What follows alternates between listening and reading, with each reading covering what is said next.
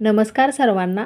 आषाढ महिना सुरू झाला ना, की आपल्या घरातल्या पारंपरिक पदार्थाची आठवण आपल्याला हमखास येते. आज मी आपल्या आजी-आईच्या हातची चव आठवण करून देणारी गुळापासून बनवलेली खमंग अशी कापण्याची रेसिपी तुमच्याबरोबर शेअर करते. एकदम मऊसूत झालेत कापण्या. अगदी लहानांपासून म्हाताऱ्या माणसांपर्यंत आवडीने खातील अशी रेसिपी बनवली आहे. कापण्या मऊ होण्यासाठी यामध्ये एक महत्त्वाचा घटक घालणार आहे, त्यामुळे व्हिडिओ अजिबात स्किप करू नका, संपूर्ण पहा. तर या रेसिपीसाठी लागणारी तयारी अगोदर आपण करून घेऊया. एक भांडं गॅसवरती गरम करायला ठेवून त्यामध्ये एक वाटीभर मी पाणी घेतले. पाण्याचं प्रमाण आपल्याला किती कापण्या बनवायचे त्याच्यानुसार ठरवायचं आहे. तर एक वाटी पाणी घेतलं आहे. तर यासाठी जास्त जर गोड कापण्या हव्या असतील तर एक वाटीभर गूळ घाला आणि तुम्हाला गोडाचं प्रमाण जर कमी पाहिजे असेल तर पाऊण वाटी गूळ वापरावा लागेल. तर ज्या वाटीने पाणी मोजून घेतले त्याच वाटीने मी गूळसुद्धा मोजून घेणार आहे. तर इथे गुळाचा खडा घेतला आहे. तर गूळ फोडून घेते.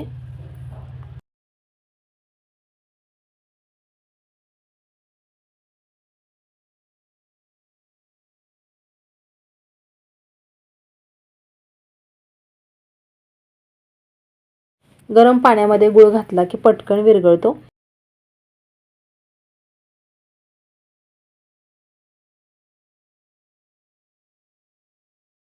तर गुळवणी बनवल्यासारखं हे मी बनवून घेतले आणि आता एका ताटामध्ये ओतते, म्हणजे पटकन ते थंड पण होईल. आणि ताटामध्ये ओतण्या अगोदर हे गाळून घ्यायचे, कारण बऱ्याचदा काय होतं गुळामध्ये बारीक अशी खर वगैरे असू शकते, एखादा खडा वगैरे. तर इथे मी गुळाचा वापर केला आहे. त्याऐवजी तुम्हाला जर गूळ पावडर वापरायची असेल तर ती पण तुम्ही घेऊ शकता. तर गाळून घेतल्यानंतर बघा असं खाली खर दिसते थोडीशी.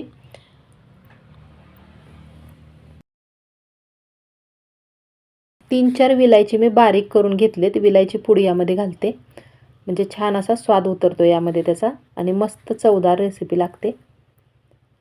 अगदी थोडंसं मीठ घालायचं आहे. कोणताही गोडाचा पदार्थ बनवत असलो ना की थोडंसं मीठ घालायचं, म्हणजे त्याची चव आणखीनच वाढते.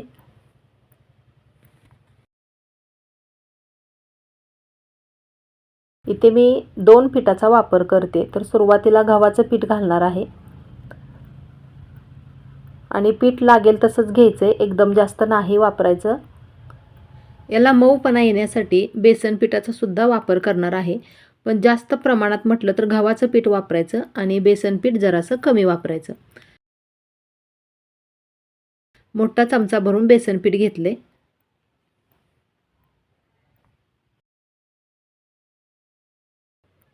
पाण्याचा वापर अजिबात नाही करायचा. हे जे गुळवणी बनवले त्यामध्ये जेवढं मावेल ना तेवढं पीठ घेऊन मळायचं आहे. आजकाल ना हा पदार्थ फार कमी घरामध्ये बनवला जातो, पण त्याची चव आणि परंपरा खरंच जपण्यासारखी आहे. आणि आपण खरं जुन्या पारंपरिक रेसिपी विसरत चाललो आहे. त्यामुळे जुन्या रेसिपींना उजाळा देण्यासाठी आजची ही रेसिपी खास मी अपलोड करते. चपाती बनवायला आपण जसं पीठ मळतो त्याच्यापेक्षा घट्ट मळायचं आहे. तर याला चांगला मऊपणा येण्यासाठी तूप लावते मी. चांगलं एक चमचाभर तूप लावून पुन्हा हे चांगलं रगडून घेते. आता हे 5 मिनिटासाठी असंच ठेवायचं आहे.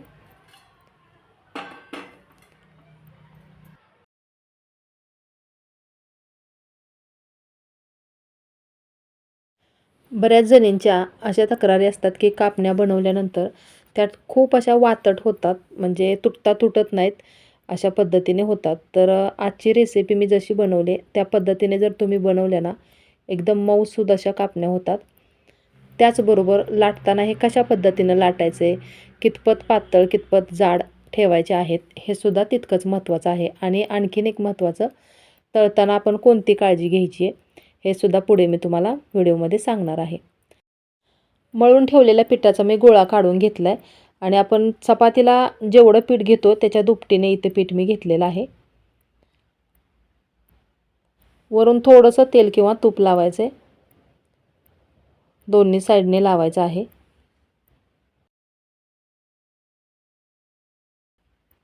पीठ न लावता हे लाटून घ्यायचे.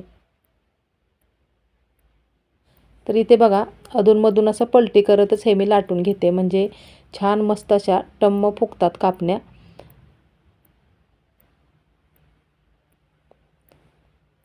तर एवढी मी पोळी लाटल्यासारखं हे लाटून घेतले. आता काय करायचे, पूर्ण लाटून घेणे अगोदर यावरती वरून अशी खसखस लावायचे.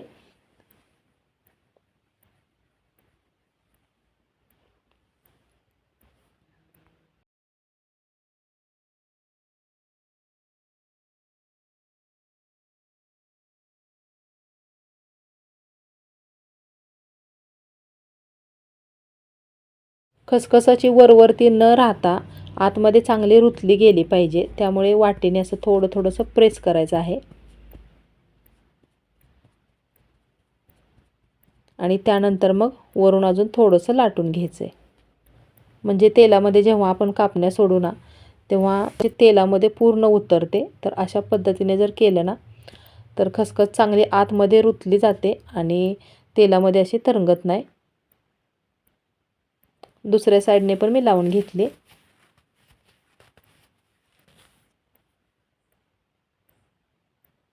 आणि लाटताना थोडंसं असं प्रेस करत दाब देऊनच लाटायचं आहे.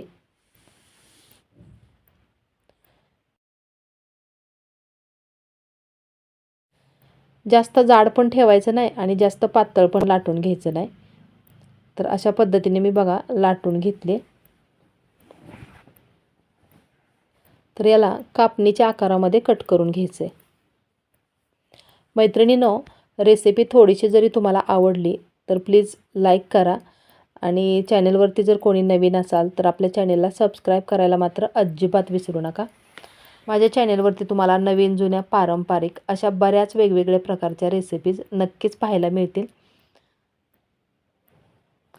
तर अशा पद्धतीने याचे काप करून घ्यायचे.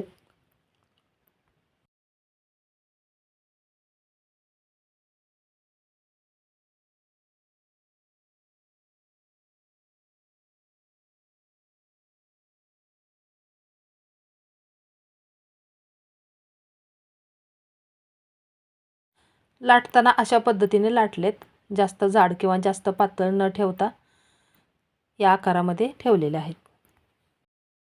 आणि इकडे बघा तोपर्यंत तेल पण चांगलं तापत आलंय.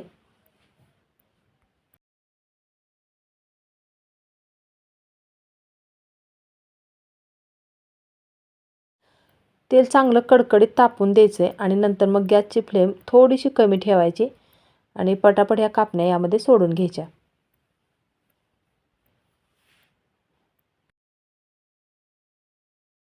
आणि त्यानंतर मग झाऱ्याने त्याच्यावरती असं तेल सोडायचं आहे. हे उकळतं तेल त्यावरती सोडलं ना, वरच्या साईडने पण बघा इथं दिसत असेल तुम्हाला एकदम टम्म अशा फुगायला लागलेत.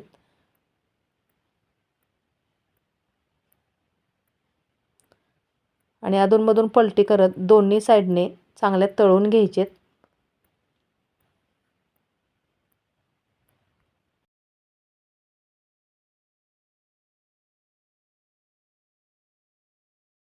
तळताना अशा पद्धतीने तळल्याना एकदम खुसखुशीतपणा येतो ह्याला.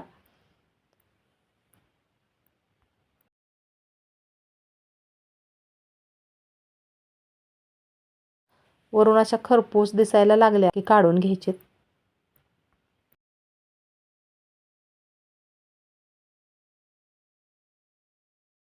आणि इथं बघा तेलामध्ये अजिबात खसखस अशी उतरली नाहीये. अशाच पद्धतीने उरलेल्या पिठाच्या पण कापण्या मी पटापट तळून घेतलेल्या आहेत. मस्त अशा खुसखुशीत खमंग कापण्या आपल्या तयार झालेत. वरून खसखस लावल्यामुळे दिसायला किती सुंदर दिसत आहेत. आणि तुम्हाला अशी मी एक तोडून दाखवते, एकदम मऊ पण आला याला. चला तर मग मैत्रिणींनो, लवकरच भेटूया अशाच नवीन एका छानशा वेगळ्या रेसिपीसोबत. पुढच्या व्हिडिओमध्ये रेसिपी संपूर्ण पाहिल्याबद्दल खूप खूप मनापासून धन्यवाद.